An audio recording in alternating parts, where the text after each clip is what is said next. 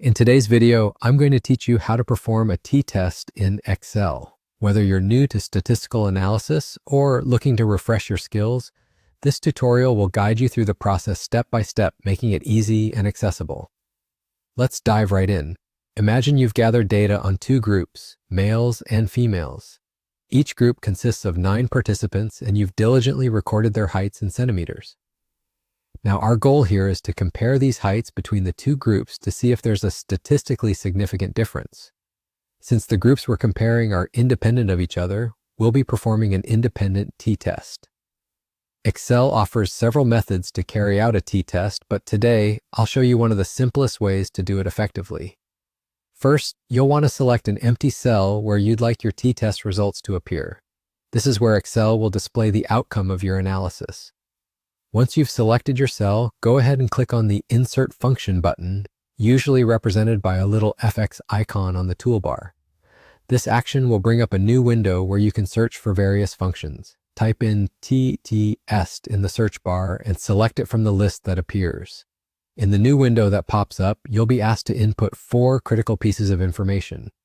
First, you'll specify Array 1, which involves selecting the dataset for the first group, in this case, the heights of the males. Next, for Array 2, you'll choose the data for the second group, the heights of the females. These are the 2 sets of data you are comparing. Moving on, you'll need to decide the number of tails for your test. Enter 2 here, as we're conducting a 2-tailed analysis. This choice is appropriate if you don't have a specific directional hypothesis about which group might be taller. Essentially, you're checking whether there's a difference in either direction between the two groups. The final input is the type of t-test you wish to perform. We'll assume equal variance between our groups, which is a common approach when you suspect the two groups might behave similarly in terms of data spread. Therefore, select option 2, which indicates a 2-sample equal variance test. After you've entered these details, Excel will compute and provide you with a p-value. This p-value represents the significance level of your test.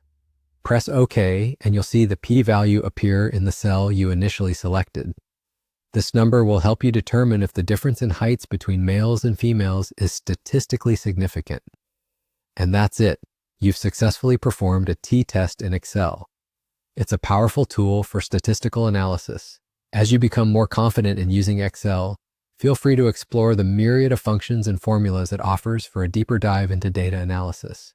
Thanks for watching, and happy analyzing.